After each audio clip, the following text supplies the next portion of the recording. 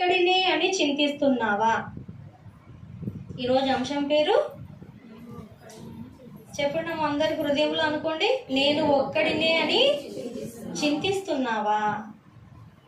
ఇక్కడ కూర్చు చేరున్న ప్రతి బిడ్డలు కూడా దేవుడి దినమున మాట్లాడుతున్నాడు.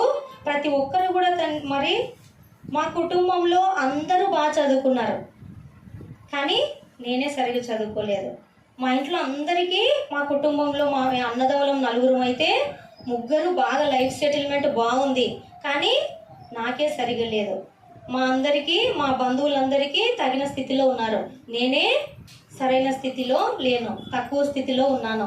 నాకే ఉద్యోగం లేదు. మా అక్క చెల్లెళ్ళకి మేము 4 అయితే వాళ్ళందరికీ ఉద్యోగాలు ఉన్నాయి, కానీ చదువు లేక, ఉద్యోగం లేక, ఆర్థిక స్థితిలో వెనుకబడి, రక్షణ విషయంలో సైతము నేనొక్కడినే రక్షించబడ్డాను. కానీ నా కుటుంబ సభ్యులైనా నా అనేవారు ఎవరు కూడా రక్షింపబడలేదు. అయితే నేను నా వాళ్ళని నేను ఒక్కదాన్ని మార్చగలనా? మనం అనుకోవచ్చు కదమ్మా. ఇక్కడ కూర్చున్న ప్రతి ఒక్కరిలో కూడా నేను ఒక్కటే మారుమనసు పొందుకున్నాను, నేను ఒక్కనే మంచివాడిని, నేను ఒక్కనే మంచిదానను, అందరు కూడా ప్రేమ లేని వారు, నేను ఒక్కదాన్ని ఏమైనా చేయగలనా? నా బంధువులకి నేను చెప్పగలనా? నా ఇంటి వారిని నేను రక్షించగలనా? నేను ఒక్కదాన్నే కదా, నాకు తోడెవరున్నారు అని ఇక్కడ వచ్చినటువంటి మనలో మనము అటువంటి ప్రశ్నలతో ఉన్నవారం అయితే దేవుడి దినమున మనతో స్పష్టంగా కొంతమంది భక్తులు ఒంటరిగా ఉండి ఎలా అనేక మందికి దీవెనకరంగా ఉన్నారో ఈ దినమున దేవుడు మనతో మాట్లాడుతున్నాడు. మొదటి నుంచి మనం గమనిస్తే, ఆదికాండం నుంచి కొంతమంది భక్తులను మనము ఆలోచిస్తే హానోకు గురించి ఉంటుంది. ఏముంటుందంటే ఆదికాండము 5వ అధ్యాయము 24వ వచనం. ఆదికాండము 5వ అధ్యాయము 24వ వచనం. హనోకు దేవునితో నడిచిన తర్వాత దేవుడు అతనిని తీసుకొని పోయెను. ఆ దేవుని ఇష్టానుసారంగా, దేవుని చిత్తానుసారంగా నడిచిన వాళ్ళు ఎవరు లేరు, ఒక్క హనోకే ఉన్నాడు. హనోకు ఒంటరిగా ఎవరు లేకపోయినా తను ఒక్కడిగా దేవునితో నడిచి తన జీవితాంతం వరకు, ఆయన బ్రతికిన కాలం 365 సంవత్సరాలు ఉందాము. 33వ వచనంలో 365 ఏళ్ళు అని ఉంది కదా. 365 సంవత్సరాలు ఆయన ఒక్కడే దేవునితో నడిచి దేవుని చెంతకు చేర్చబడ్డాడు. ఆ తర్వాత కిందికి మనము చూస్తే నోవాహు గారు మనకు కనబడతారు. కింద 6వ అధ్యాయము 9వ వచనం. నోవాహు వంశావళి ఇదే. నోవాహు నీతిపరుడును తన తరములో నిందారహితుడునై ఉండెను. నోవాహు దేవునితో కూడా నడిచినవాడు. చాలమ్మా, చూడండి అమ్మా, ఆనాటి కాలంలో మీరు అందరూ కూడా నోవాహు యొక్క స్టోరీ వినింటారు కదమ్మా. ఆయన జీవితంలో, ఆయన తరములో ఉన్నటువంటి వారిలో దేవుడికి ఎవ్వరూ నీతిగా కనపడలేదంట. అందరికీ తెలుసు కదా, నోవా కుటుంబం ఒక్కటే ఓడెక్కి మానవ జాతిని రక్షించడానికి నోవా కుటుంబం ఒక్కటే కారణమైందని. మరి అన్ని కుటుంబాలు ఉన్నాయి, ఆయన తరంలో అంతమంది మనుషులు ఉన్నారు, అందరు విచ్చలవిడిగా తిరుగుతున్నారు, అందరు దుర్మార్గులుగా, అన్యాయస్తులుగా, ఎవ్వరు నీతిమంతుడుగా, మంచివాడుగా లేడు కదా. ఒక్క నోవాహు నీతిమంతుడు. నోవాహు కూడా అనుకోవచ్చు కదా మనవలే, నాకు ఒక్కటే పట్టిందా? అప్పటి వరకు వాళ్ళకి వర్షం ఎలా ఉంటుందో కూడా తెలియదమ్మా. మీకు తెలుసో తెలీదో, అప్పటి వరకు వర్షం పడలేదు భూమి పైన.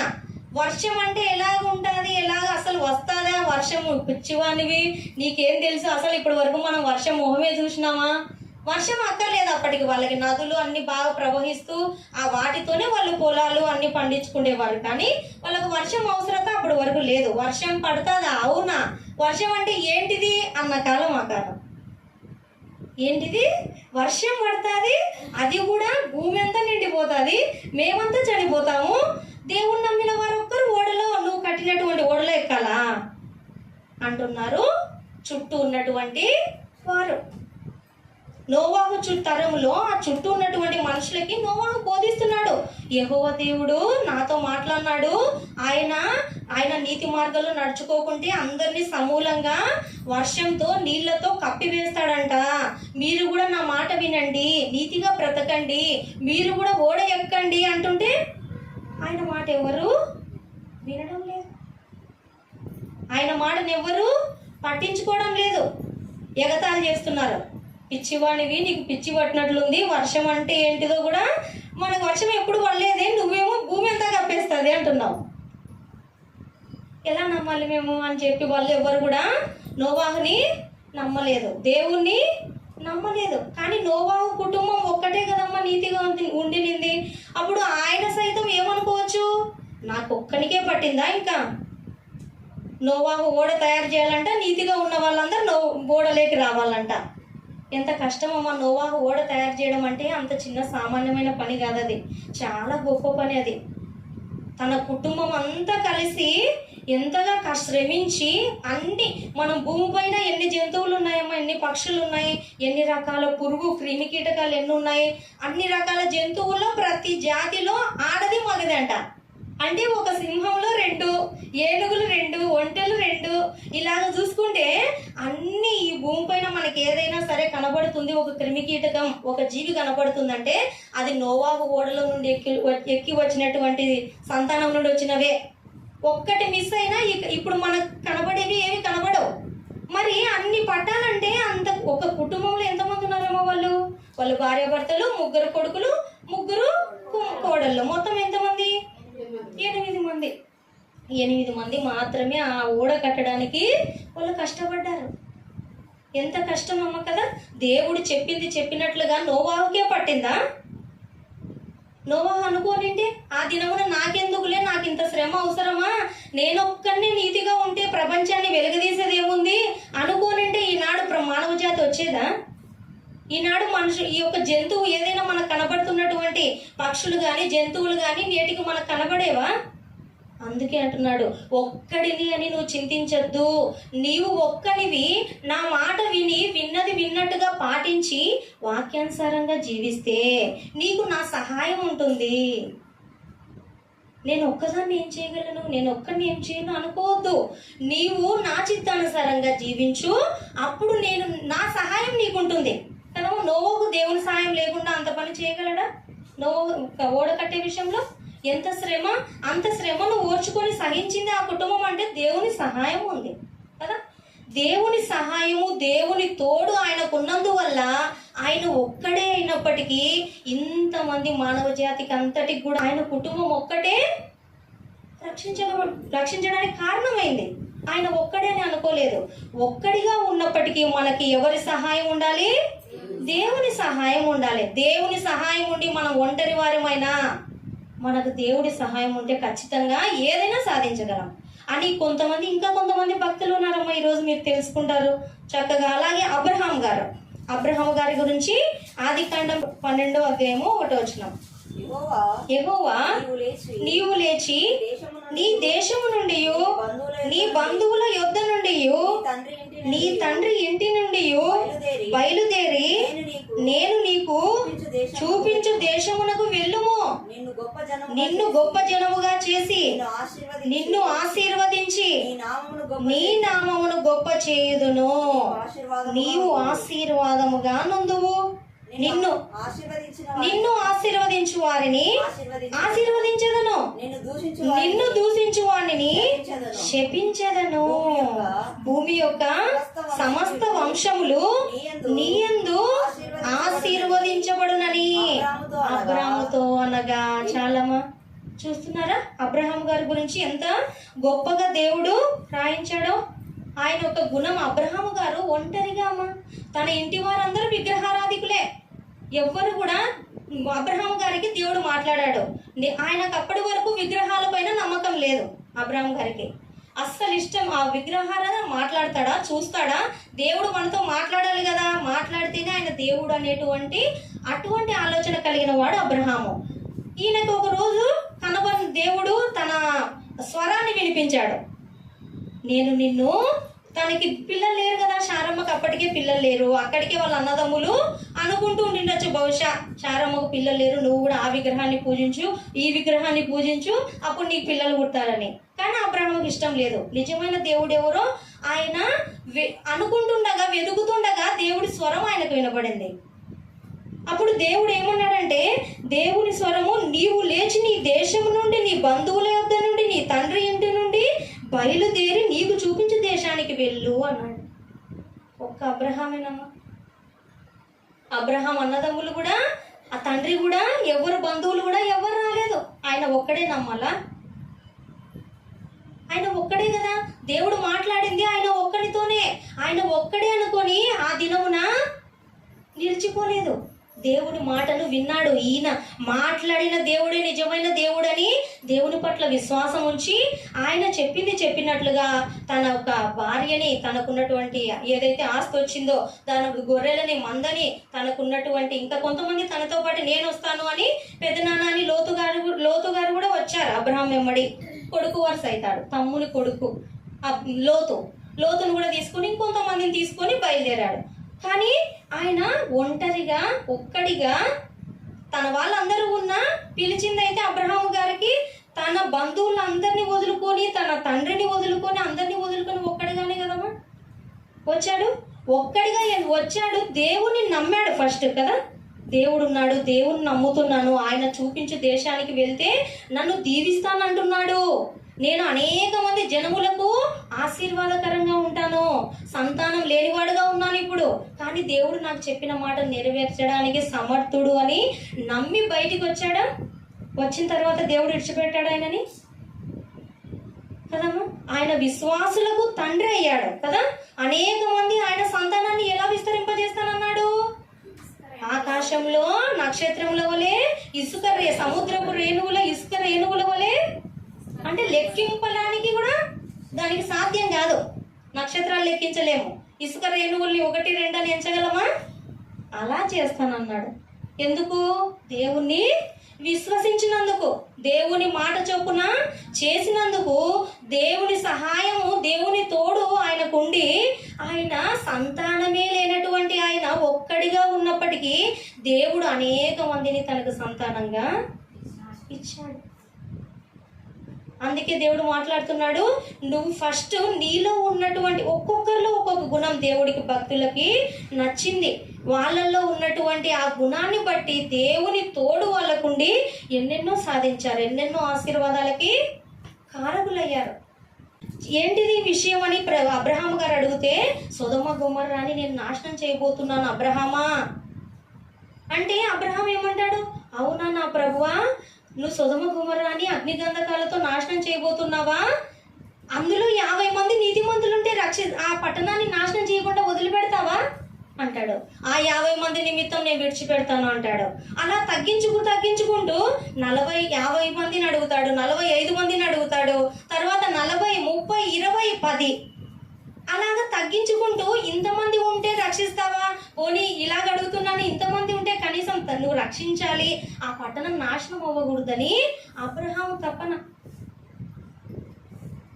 దేవుని స్వరం అంటుంది, నేను అక్కడ నీతిమంతులు 10 మంది ఉన్నా రక్షిస్తానంటాడు దేవుడు. ఎందుకంటే అక్కడ ఒక లోతు తప్ప ఇంకెవరు నీతిమంతులు లేరు. అందుకే కదమ్మా ఒక్కడని వదిలిపెట్టినాడా? ఇంతమంది నాశనం అయ్యే ప్లేస్లో ఆ ఒక్కని లోతుగా నీతిమంతుడుగా బ్రతికాడు. తన కుటుంబం, లోతు కుటుంబాన్ని వదిలాడా దేవుడు? లోతు కూడా అలాగే అనుకోనంటే, నా చుట్టూ ఉన్న సొదొమ గొమొర్రా ప్రదేశం అంతా, ఈ సిటీ అంతా ఈ విధంగా దుర్మార్గంగా బ్రతుకుతున్నారు, వ్యభిచారంలో బ్రతుకుతున్నారు, నా కుటుంబం ఒక్కటే నీతిగా ఉంటే ఇక్కడ ఒరగబెట్టదేముందని ఆ రోజు లోతు అనుకోనంటే లోతు కుటుంబం రక్షించబడేదా? అనుకోలేదు. నేను దేవుని చిత్తానుసారంగా నీతిగానే బ్రతుకుతాను అనుకున్నాడు. ఆ ఒక్కరిని సొదొమ గొమొర్రా ప్రదేశం నుండి లోతు కుటుంబం ఆ ప్రదేశం దాటి బయటికి వెళ్ళేంత వరకు దాన్ని కాల్చేయలేదు దేవుడు. అందుకే దేవుడు అంటున్నాడు, వాళ్ళు ఇలాగున్నారు, వీళ్ళు ఇలాగున్నారు, వాళ్ళు ఇలాగున్నారని మనకు అక్కర్లేదు. మనకుగా ఒక్కరమైనా నీతిగా ఉంటే నిన్ను దీవిస్తానంటున్నాడు, నిన్ను రక్షిస్తానంటున్నాడు, నిన్ను అనేక మందికి దీవెనకరంగా వాడుకుంటాను. ఒక్కదాన్ని అనుకోవద్దు, ఒక్కరిని అనుకోకూడదు. ఎందుకంటే నీలో ఉన్న గుణం నాకు నచ్చింది. దేవుడికి ఏం నచ్చాలి? మనం వాళ్ళను వీళ్ళని చూసి కాదు మనము మార్పు చెందాల్సింది. దేవుడే నన్ను చూస్తున్నాడని మనం భయభక్తులతో నడిచినట్లయితే ఖచ్చితంగా దేవుడు మనల్ని ఏ స్థితిలో నుండైనా రక్షించడానికి సమర్థుడు. ఈ మన చుట్టూ ఉన్న లోకము ఏ విధంగా నేరములు ఘోరములు చేసి నాశనం అయిపోతున్నా, నువ్వు దేవునికి ఇష్టంగా బ్రతుకు రక్షించగలడు దేవుడు. అలా రక్షించబడిన వారిలో లేరమ్మా ఇప్పుడు వరకు మాట్లాడుకుంటున్న వారిలో? నోవాహును అందరూ నీళ్ళల్లో కొట్టుమిట్టాడుతున్నారు చేపల మాదిరి కదా, కానీ నోవా కుటుంబం మాత్రం రక్షించబడింది. ఎందుకని? ఆయన నీతిగా ఉన్నాడు గనక. నాకెందుకులే, అందరూ సరిగా లేరు కదా, నాకొక్కటే వచ్చిందా నీతిగా ఉండడం అని దేవుని పిల్లలముగా మనం అనుకోకూడదు. మన చుట్టూ ఉన్నటువంటి వారు ఎటువంటి వారైనా మనకు అనవసరం కదా, వారిని పోల్చుకోకూడదు. మనం ప్రభువుని పోల్చుకోవాలి. ప్రభు ఎలా జీవించాడో ఆయన మార్గంలో మనం నడుచుకోవాలి, కానీ మన తోటిగా ఉండేటువంటి మనుషులని మనము మాదిరికరంగా పెట్టుకోకూడదు. అలాగే ఇంకో చోట అబ్రహాం గారి తర్వాత యోసేపు గారి గురించమ్మా. యోసేపు గారి గురించిన హిస్టరీ మొత్తం మీకు తెలుసు కదా, ఆయన జీవితకాలంలో జరిగినదంతా. యోసేపు గారు తన అన్నదమ్ములే కదా, తన అన్నదమ్ములే ఆయనకి దర్శనాలు వస్తున్నాయని, అందులో ఆ దర్శనంలో మీరు 11 మంది నాకు మొక్కుతారని చెప్పినందుకు అసూయపడి, ఏంటిది నువ్వు చిన్నవాడివి, మేము పెద్దవాళ్ళము, మేము నీకు మొక్కుతామా, అవునా, ఇలాంటి కళలు కంటున్నావా, నీకు ఎటువంటి గుణం ఉంది, నీకు మంచి గుణం లేదనుకొని వాళ్ళు అసూయపడ్డారు. అసూయపడి ఏం చేశారు? ఫస్ట్ ఆఫ్ ఆల్ చంపాలనుకున్నారు. మార్గం దొరికి ఎందుకులే, తమ్ముడే కదా, ఎందుకు చంపాలా, మనకెందుకు ఆ పాపం అని మాట్లాడుకొని ఐగుప్తు దేశానికి కొన్ని వెండి నాణాలకి అమ్మేస్తాడు కదా. అమ్మేస్తే ఒక్కడిగా వెళ్ళాడమ్మా యోసేపు. యోసేపు ఒక్కడిగా వెళ్ళాడు కదా ఐగుప్తు దేశానికి, ఒక్కడిగా వెళ్ళాడు. నానెవరెవరు ఐగుప్తు దేశంలో యోసేపుకి లేరు. ఒక్క దేవుని సహాయం చేత మాత్రమే ఆయన ఎంత గొప్పవాడిగా అయ్యాడు. ఐగుప్తు దేశంలో బానిస ఎక్కడ, ఐగుప్తు దేశానికి ప్రధానమంత్రి ఎక్కడమ్మా? ఒక్కసారి ఆలోచించండి. ఆయన ఒక్కడిగా వెళ్ళాడు కదా. మనం ఈ లోకంలో ఉన్న మన బంధువులున్నా, తల్లిదండ్రులున్నా, స్నేహితులున్నా మనం గొప్పవారం కాలేమే. ఒక యోసేపు బానిస బ్రతుకేంటిది? బానిస అంటే కూర్చోంటే కూర్చోాలి, లేయంటే లేయాలి, ఈ పని చేయంటే చేయాలి, ఆ పని చేయంటే చేయాలి. అటువంటి స్థితి నుండి ఈ పని చేయి, ఆ పని చేయని అధికారం ఇచ్చేంత ప్రధానమంత్రిగా దేవుడు ఆయనని హెచ్చించాడు. ఎందుకు హెచ్చించాడు అనేది మనం ఆలోచించాలి కదమ్మా. ఎందుకు హెచ్చించాడు? ఆయనలో ఉండే యథార్థత, ఆయనలో ఉండేటువంటి ఎటువంటి దోషము చేయనటువంటి స్థితిని గమనించాడు. ఆయన ఎలాగుండాలి, పర్ఫెక్ట్గా ఉండాలి, నా దేవుడు చూస్తున్నాడు, నేను నా దేవుడి దృష్టికి ఎలాగ దోషిగా కనపడగలను అని ఆయన ఏ విషయంలో తప్పిదము లేకుండా చూసుకున్నాడు కదా.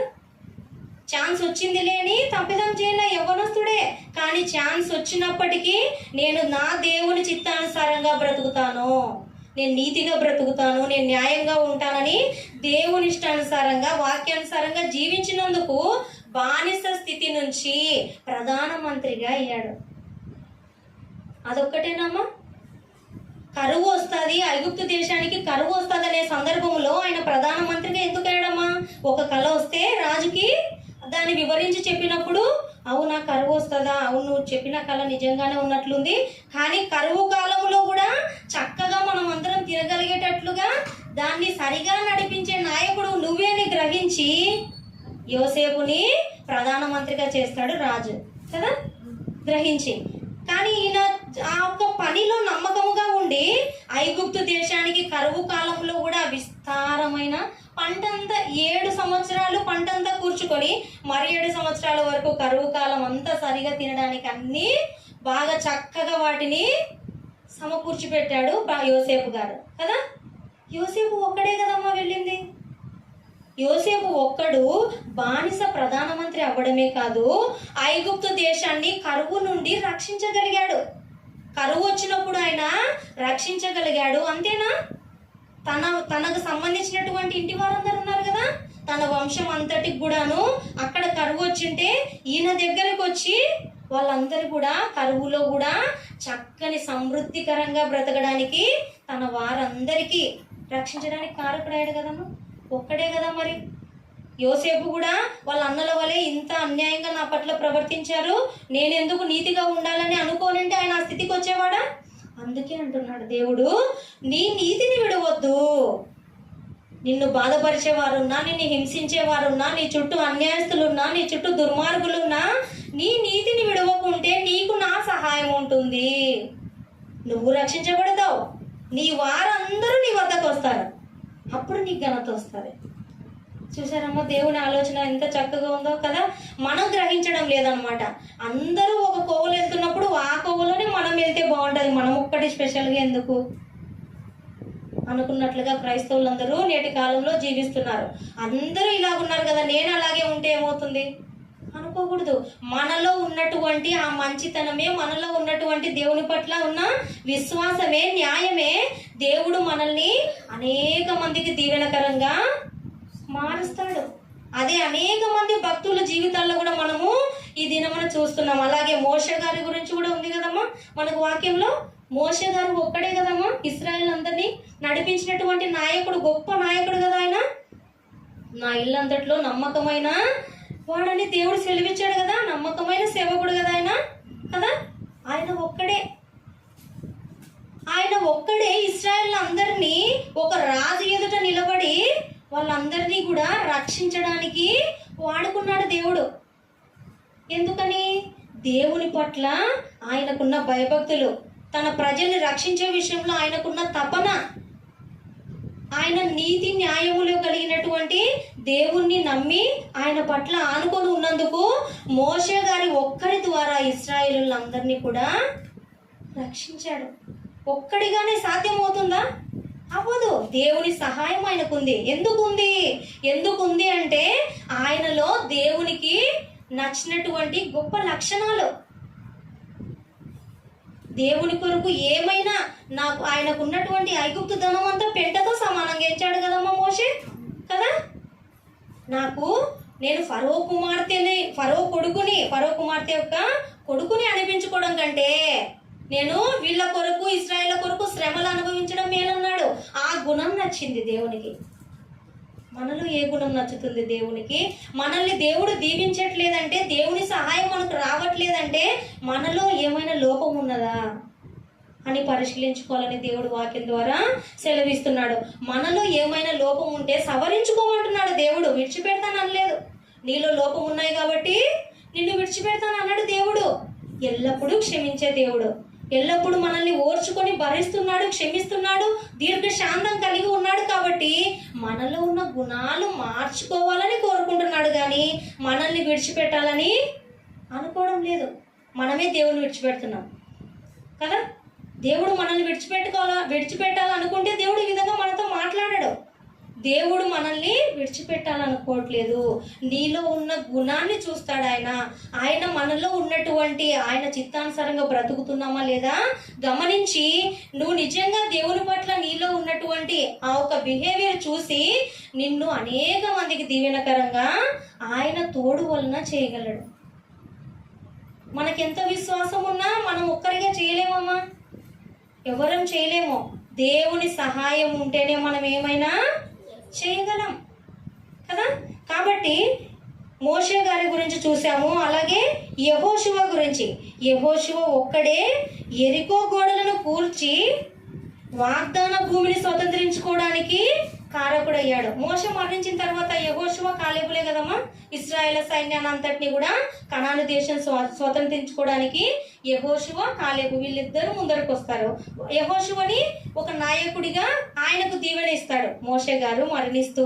ఈయననే దీవిస్తాడు. నువ్వు ఇంకా నడిపించాలి, కనాను దేశంలోకి నేను అడుగు పెట్టలేను, ఇంకా నువ్వే వీళ్ళని నడిపించాలి కనాను దేశానికి అన్నప్పుడు యెహోషువ ఒక్కడే దేవుని పక్షాన నిలబడి ఆయన దేవుని కొరకు దేవుని చిత్తానుసారంగా జీవించి ఒక్కడే యెరికో గోడలను కూల్చి కనాను దేశానికి వెళ్ళడానికి ఎన్ని శత్రు సైన్యాలు అడ్డం వచ్చాయి, ఒక్కడే దేవుని సహాయం తీసుకున్నాడు. దేవుని సహాయం తీసుకొని కనాను దేశాన్ని ఇశ్రాయేల్ అందరూ కూడా స్వతంత్రించుకోవడానికి కారకుడయ్యాడు. ఇలా మనం మాట్లాడుకుంటూ వెళ్తే ఏలియా గారు వస్తారు తర్వాత దినాల్లో. ఏలియా ప్రవక్త కూడా అప్పుడు ఆహాబు రాజ్యం పరిపాలిస్తుంటాడు. ఆహాబు రాజు తన భార్య మాట విని దేవుని ఇశ్రాయేలును పరిపాలించాలంటే దేవుని చట్టాలు పాటించాలా, దేవుణ్ణే ఆరాధించాలి. ఆహాబు రాజు ఏం చేసినాడు? తన భార్య తన పుట్టింటి నుండి తెచ్చుకున్నటువంటి ఆ ఒక్క విగ్రహాలన్నీ పెట్టి దేవుణ్ణి మరిచేటట్టుగా చేసి ఈ విగ్రహారాధనే చెయ్యండి అని ఇశ్రాయేలు రాజు అంటేనే యెహోవా పక్షాన నిలబడాలా, ఇశ్రాయేలును రక్షించాలి. కానీ ఆయన అలా కాదు. యెహోవా దేవుణ్ణి ఆయన ఛాయలు లేకుండా చేయడానికి విగ్రహారాధన స్టార్ట్ చేసినాడు. అప్పుడు ఏలియా ఏమంటాడు? 18:21 వచ్చిన ఏలియా జనులందరి దగ్గరకు వచ్చి, ఎన్నాళ్ళు మట్టుకు మీరు రెండు తలంపుల మధ్య తడబడుచుందురు? యెహోవా దేవుడైతే ఆయనను అనుసరించుడి, బయలు దేవుడైతే వానిని అనుసరించుడని ప్రకటన చేయగా జనులు అతనికి ప్రత్యుత్తరముగా ఒక మాటైనను పలకకపోయిరి. అప్పుడు ఏలియా, యెహోవాకు ప్రవక్తలైన వారిలో నేను ఒకడనే శేషించి ఉన్నాను. అయితే బయలునకు ప్రవక్తలు 470 మంది ఉన్నారు. చాలమ్మా, చూసారా? ప్రవక్తగా నేను ఒక్కడనే శేషించి ఉన్నాను అని ఇక్కడ అంశం అంతా ఏమర్థమవుతుంది మనకి? జనులందరి దగ్గరికి వెళ్ళాడంట ఏలియా. ఎన్నాళ్ళ మట్టుకు మీరు రెండు తలంపుల మధ్య ఉంటారు? యెహోవా దేవుణ్ణి ఆరాధించడం లేదు. ఆయన దేవుడా, బయలు దేవుడా? ఆయనే దేవుడేమో, బయలే దేవుడేమో అని రెండు తలంపుల మధ్యలో వాళ్ళు కొట్టుకుంటున్నారనమాట. రాజేమో బయలుకు ఆరాధించమంటాడు, ప్రవక్తలేమో మీరు ఇశ్రాయేలు ఎవరు అనుకుంటున్నారు? యెహోవా దేవుడు రక్షించి అంత కష్టపడి బానిసత్వం నుండి ఐగుప్తు దేశం నుండి విడిపిస్తే మీరు విగ్రహారాధన చేస్తారా అని దేవుడి ప్రవక్తలు ఆయన యెహోవా పక్షమున మాట్లాడుతున్నప్పుడు వీళ్ళకి అర్థం కాకుంది. బయలు దేవుడా, యెహోవా దేవుడా? బయలు దేవుడా, యెహోవా దేవుడా అని రెండు తలంపుల మధ్య తడబడుచు ఉందురు.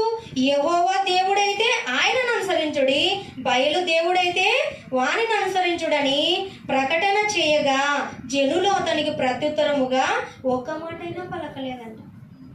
అవును, మేము యెహోవా దేవుడని నమ్ముతాంలే అని చెప్పడంలే, బయలు దేవుడిని నమ్ముతామని చెప్పడంలే. అలా ఉండొచ్చమ్మా రెండు తలంపుల మధ్య? ఏలియా రోషం గలవాడు కదా, దేవుని పక్షాన రోషం గలవాడు. ఆయన నీ దేవుడో నా దేవుడో తేల్చుకుందామని సవాలు పలికినటువంటి ఆయన ఏలియా కదా.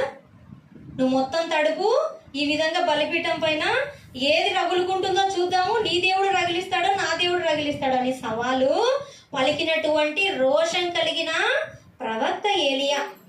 ఎంత చెప్తున్నా అహాబు రాజు వినడంలే. నువ్వు ఇశ్రాయేలుల పక్షాన యెహోవా దేవుని ఆరాధించమని చెప్పకుండా, యెహోవా దేవుని చెప్పకుండా బయలు దేవుడిని ఆరాధించమని చెప్తున్నావు అని కోపం వచ్చింది. ఇలా కోపం వచ్చినప్పుడు 17వ అధ్యాయం 1వ వచనం నుండి చూడండమ్మా.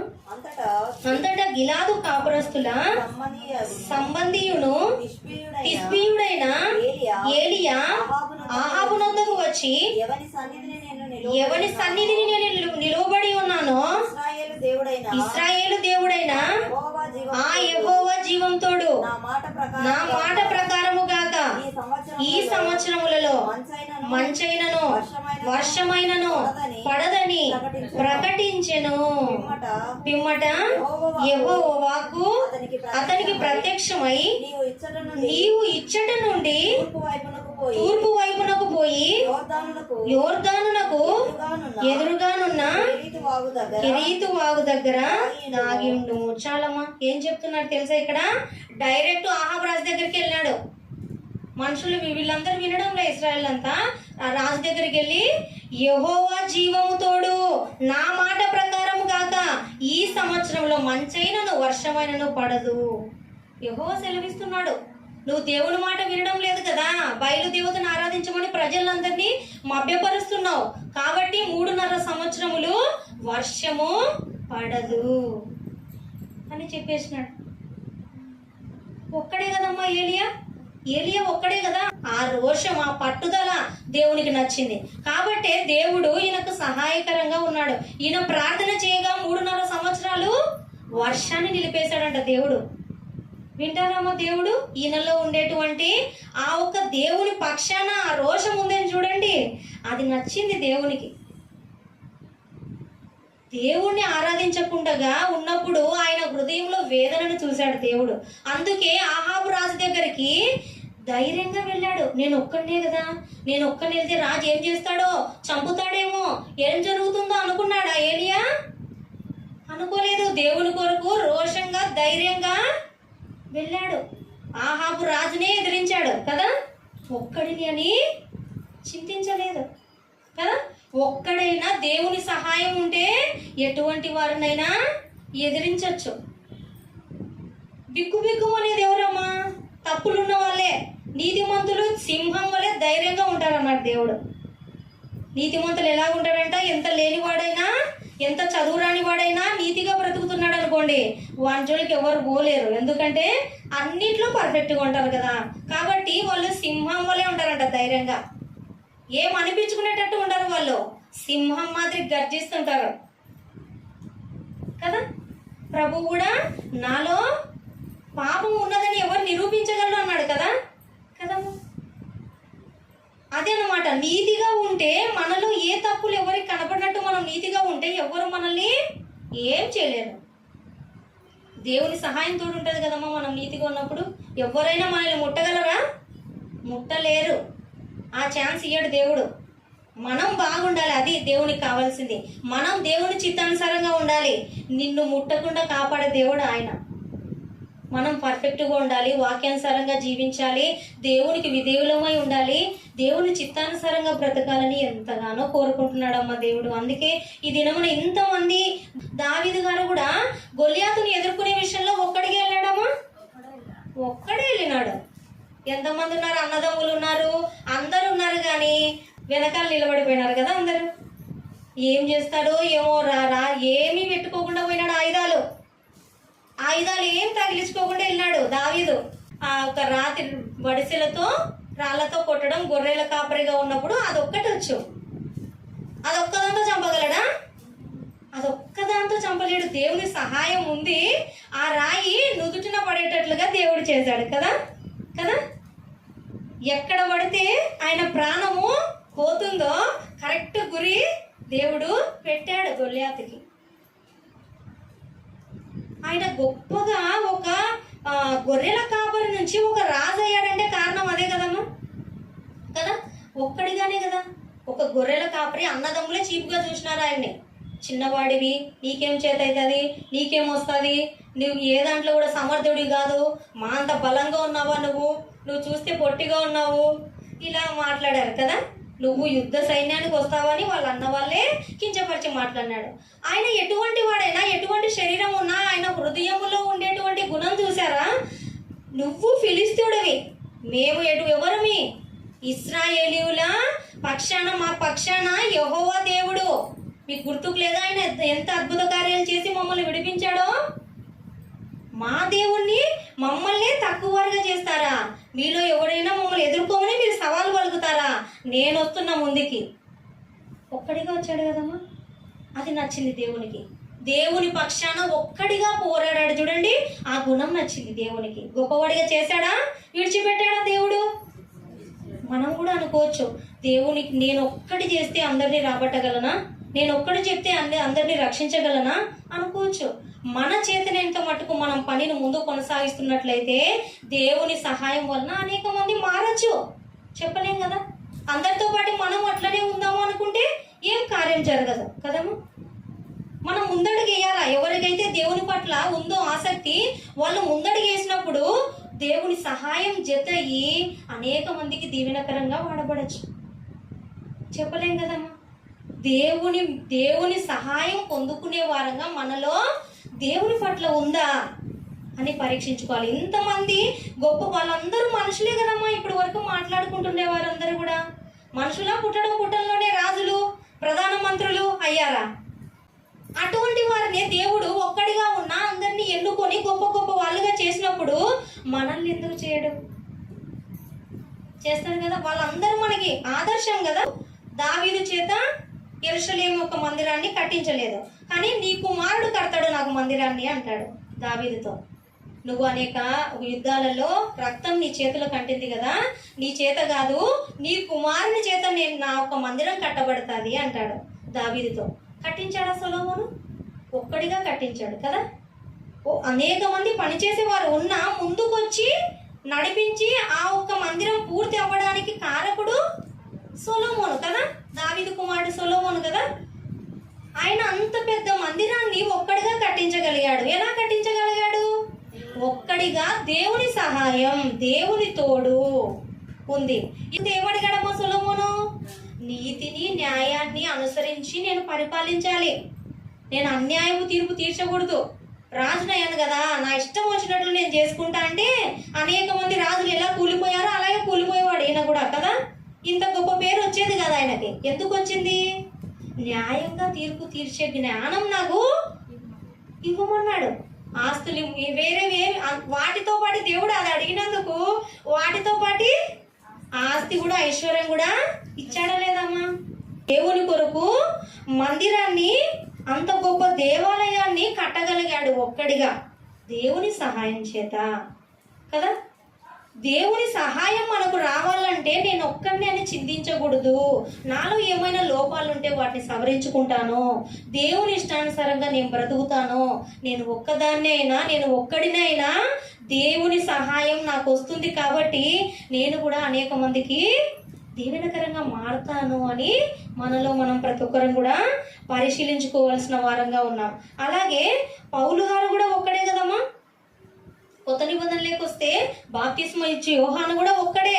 రాజు దగ్గరికి వెళ్ళి, హేరోదు రాజు దగ్గరికి, మీరు నీతి న్యాయంగా బ్రతకాలని చూసుకోండి హెచ్చరిక చేస్తాడు. ధైర్యంగా ఒక్కడే. కానీ బాప్తిస్మ ఇచ్చి యోహాను యొక్క పేరు మాత్రం చెరిపివేయబడిందా? లేదు, ఆయన జీవ గ్రంథంలో రాయబడ్డాడు కదా కదా. అలాగే పౌలు గారు ఈ లోకంలో ఉన్నప్పుడు, సౌలుగా ఉన్నప్పుడు అనేక మందిని హింసించాడు. కానీ పౌలుగా మారాక, ప్రభు దర్శనం ఆయన కనబడ్డాక పౌలుగా మారాడు కదా. దేవుని పక్షాన నిలబడి ఆయన ఎన్నో పత్రికలు, దాదాపుగా ఆయన 14 పుస్తకాలు రాయడానికి ఒక్కడే ఎన్ని కార్యాలు చేశాడమ్మా. దేవుని పక్షాన నిలబడి ఆయన ఎన్ని కార్యాలు చేయగలిగాడు? పౌలు ఒక్కడే. అలాగే యేసుక్రీస్తుల వారు కూడా ఒక్కడే. సర్వ మానవాళి పాప క్షమాపణ నిమిత్తము ఆయన ఒక్కడే మనకి కారకుడయ్యాడు కదా. పాప క్షమాపణ పొందుకోవాలంటే యేసుక్రీస్తు ద్వారా మాత్రమే. ఆయన ఒక్కడే ఎందుకు అంగీకరింపబడ్డాడమ్మా? ఎందుకంటే ఆయన ఆ విధంగా జీవించాడు కాబట్టి. దేవుని సహాయం వలన ఆయన అనేక మందికి రక్షించడానికి, మనం అందరం కూడా మరణించిన తర్వాత ఖచ్చితంగా దేవుని వద్దకు వెళ్దాము అనే నిరీక్షణ మనలో వస్తుందంటే అది కేవలం ప్రభువుని బట్టే. ప్రభు ఒక్కడే కదమ్మా శ్రమించాడు. ఎంతమందికి ఆయన ఆశీర్వాదకరంగా రక్షణ మార్గాన్ని ప్రసాదించేవాడిగా అయ్యాడు కదా. కాబట్టి ఈ యొక్క వీళ్ళందరినీ మనం చూస్తున్నప్పుడు మనం అందరం కూడా ఆలోచించవలసిన విషయం ఏంటిదంటే, ఇంతమంది గొప్ప గొప్ప వాళ్ళందరూ కూడా ఒక్కరుగానే దేవుని చిత్తానుసారంగా బ్రతికినందుకు, ఒక్కరైనా దేవుని తోడు వాళ్ళకు ఉన్నందుకు అనేక మందికి దీవెనకరంగా ఎలాగ మారారో మనం కూడా ఒక్కరమని చింతించద్దు. మా ఇంట్లో నేను ఒక్కటే మంచిదాన్ని, ఎవ్వరూ ప్రేమ చూపించడం లేదు, నేను ఒక్కటి మంచిగా ఉన్నంత మాత్రాన సరిపోతుందా అనుకోకూడదు. నీ గుణాన్ని వదులుకోవద్దు. మనకున్న ఆ గుణాన్ని మనము విడిచిపెట్టకూడదు. ఒకరితో మనకు పనిలే. మన చుట్టుపక్కల ఎంతమంది దుర్మార్గులున్నా మన తోటి వారే, మన తోటి ఇంటి వారే, మన తోబుట్టువులే మమ్మల్ని బాధ పెట్టినా కూడా మనలో ఉన్న గుణాన్ని మాత్రం మనం వదులుకోకూడదు. వీలైతే వాళ్ళని మార్చాలి కానీ మనము క్షమించి వాళ్ళని మన ప్రేమతో మనం వాళ్ళని మార్చాలి కానీ వాళ్ళ మార్గంలో మనం పోకూడదు. అది నచ్చదు దేవునికి. అలా చేసిన వారం అయితే మనం దీవెనలు కోల్పోతాం. మనల్ని ఎంతమంది ఎన్ననుకున్నా దేవుడు మనకి ఆ వాటిని దీవెనలుగానే మారుస్తాడు. మనం నీతిగా జీవిస్తున్నప్పుడు మన చుట్టూ ఉన్నవారు, బంధువులు మనల్ని శపిస్తున్నారు అనుకోండి నోటి మాటల చేత, వాటిని మనకి దీవెనగానే మారుస్తాడు దేవుడు. ఆ శాపాలన్నీ మనకు ఆశీర్వాదం అవుతాయి. ఆ శాపాలన్నీ ఆశీర్వాదంగా మారుతాయి కాబట్టి మనం అది దృష్టిలో ఉంచుకోవాలి. అది దృష్టిలో ఉంచుకొని మనము మన నీతిని విడవకూడదు, మన విశ్వాసాన్ని విడవకుండగా దేవుని వాక్యానుసారంగా బ్రతకాలనే ఈ చిన్న హృదయం చాలమ్మా. న్యాయంగా ఉండాలి, పవిత్రంగా ఉండాలి, పరిశుద్ధంగా జీవించాలి, దేవుని మాటలు విని వాక్యానుసారంగా జీవించాలి. చాలు నిన్ను దీవించడానికి దేవునికి ఆ అర్హతలు చాలు కదమ్మా. దేవుడు ఏమన్నా కోరుకుంటున్నాడా? నువ్వు మరణించేలోపు నాకు ఇన్ని ఎకరాలు భూమి సంపాదించన్నాడా? నా కొరకు ఇది కట్టించు అది కట్టించు అన్నాడా? నీ హృదయం మార్చుకొని న్యాయముగా నీతిగా బ్రతకమంటున్నాడమ్మా, అంతే మనల్ని. అదొక్కటి చేయనందుకు దేవుడు ఎంత బాధపడుతున్నాడో. నేను మీ కొరకు ఇన్ని చేస్తున్నానే, ఉదయం మొదలుకొని మనకు ప్రతి దినం నూతన హృదయం, నూతన దినమే మనకి. మన బర్త్డే రోజు ఒక్కటే కాదు నూతన దినం మనకి. మనము నిద్రపోయి లేస్తున్నాము, కళ్ళు తెరుస్తున్నామంటే, నిద్రలోనే చనిపోయిన వాళ్ళు ఎంతో మంది ఉన్నారు. మనం తిరిగి కళ్ళు తెరుస్తున్నామంటే అది మనకి నూతన దినము. ఆ దినంలో దేవునికి కొద్ది సమయం అన్నా ఇస్తున్నామా? పరీక్షించుకోవాలమ్మా మనలో మనం దేవుడు మనకి ఎన్ని చేస్తున్నాడు, ఎంత ఇస్తున్నాడు, ఈ లోకంలో ఏమి కట్టినా, ఎలా బ్రతికినా, ఎంత స్థితిలో బ్రతికినా, ఎటువంటి వారైనా దేవునిలో లేకపోతే శూన్యం, వ్యర్థమే. నిత్య నరకాగ్నికి వెళ్ళాల్సిన వారమే కానీ నిత్య జీవానికి ఏమాత్రం కూడా వెళ్ళలేరు. మనం ఈ లోకంలో ఎన్ని సెంట్ల స్థలం ఉందా, ఎన్ని ఎకరాల స్థలం ఉందా కాదమ్మా. పరలోకంలో అడుగు పెట్టడానికి అడుగు పెట్టే స్థలం ఉందా లేదా చూసుకోవాలి మనం.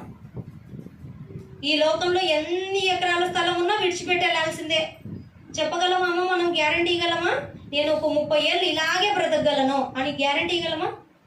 ఎంత ఆరోగ్యంగా ఉన్న వాళ్ళు కూడా మరణించడం చూస్తున్నాం కదా. ఇన్ని మరణాల రేటు చూస్తున్నప్పుడు మనం ఏ విధంగా జాగ్రత్త పడాలమ్మా మన హృదయంలో? నేను దేవునికి ఎంత దగ్గరగా బ్రతుకున్నా, ఏ స్థితిలో నేను జీవిస్తున్నానో, నేను ఈ క్షణం కన్ను మూస్తే నేను దేవుని చెంతకు వెళ్ళే స్థితిలో ఉన్నానా లేదా అని మనలో మనం ప్రతి దినం పరీక్షించుకోవాలంట. ఎందుకంటే రేపటి దినం మనది కాదు. ఇదే మిక్కిలి అనుకూలమైన సమయం. దీపం ఉండగానే ఇల్లు చక్క పెట్టుకో, ఆరిపోతే ఏం కనపడదు మనకి కదా. అక్కడ కూడా అంతే, మన కన్ను మూస్తే ఏం కనపడేది ఏముండదు. ఉంటే నిత్య జీవంలోనా, లేదంటే శిక్షార్హులమన్నా. క్రీస్తునందు ఏ శిక్షా విధియు లేదు. కాబట్టి ప్రభు చెప్పింది చెప్పినట్టుగా మనం జీవిస్తే మనకు ఏ శిక్షా విధి లేదమ్మా. ఎంత ఆహ్లాదకరమైనటువంటి లోకం అమ్మది కదా. మనమేమో ఈ పూట చేసుకుంటే నెక్స్ట్ పూటకు మళ్ళీ వండుకోవాల్సిందే. ఆకలి లేదు, దప్పిక లేదు, ఎల్లప్పుడూ సంతోషం, దేవునితో కలిసి ఉండే ఆనందం. ఈ ఆనందం పోగొట్టుకోవాలమ్మా మనము. ఆఫ్టర్ ఆల్ తుచ్చమైన ఒక 60-70 ఏళ్ళు కూడా బ్రతకం, అస్సలు బ్రతకం. అంతలో కనపడతాం, అంతలో మాయమైపోతాం. ఇంతకాలం బ్రతుకుతానని ఎవ్వరికి గ్యారంటీ లేదు. కాబట్టి ప్రతి దినం కూడా దేవుడు అంటున్నాడు మనల్ని మనం పరీక్షించుకొని జాగ్రత్తగా భయము భక్తి కలిగి జీవించాలంటమ్మా. దేవుడు వాక్యంలో సెలవిస్తున్నాడు. నేను ఒక్కదాన్నే, మీకు తెలియదమ్మా, మీకంటే చెప్పేవాళ్ళు ఉంటారు, మీ పెద్దవాళ్ళు ఎవరైనా, మాకైతే ఎవరు లేరు అనుకోవద్దండి. దేవుని మాటలు వినాలి. దేవుని మాటలు విని వాక్యానుసారంగా జీవించి చూడండి. అప్పుడు ఆశీర్వాదాలు ఎలా ఉంటాయో మీ కన్నులారా మీరే చూస్తారు. దేవుడు వాక్యం ద్వారా సెలవిస్తున్నాడు. ఇంతమందిని మనం చూస్తున్నాం కదా, గొప్ప గొప్ప వారిని. వీళ్ళందరూ కూడా దేవునితో కలిసి ఇంత గొప్ప కార్యాలు చేయగలిగినప్పుడు మరి మనమందరం కూడా ఆయన చిత్తానుసారంగా, ఆయన ఎందుకు భయభక్తులుగా జీవిస్తే మనల్ని కూడా దేవుడు అనేక మందికి ఆశీర్వాదకరంగా, దీవెనకరంగా మారుస్తాడు. నేను అనడం లేదు ఈ మాట, దేవుడే అంటున్నాడు. దేవుడు నమ్మదగినవాడు కదమ్మా. కాబట్టి మన హృదయం దేవుని వైపుగా ఉంటే దేవుని సహాయం ఎల్లప్పుడూ మనకు తోడుగా ఉంటుంది. మనం ఎప్పుడు ఏ స్థితిలో తక్కువమో ఉన్న స్థితిలోనే మనల్ని సమృద్ధిగా పోషించగలిగిన సమర్థుడు దేవుడు. మనకెవరున్నా లేకున్నా మనం ఈ లోకంలో కన్ను మూస్తే తిరిగి ఆయన హక్కును చేర్చుకోవడానికి రెడీగా ఉంటాడు. దేవుడు మనందరినీ కూడా దీవించునుగాక. ఆమేన్.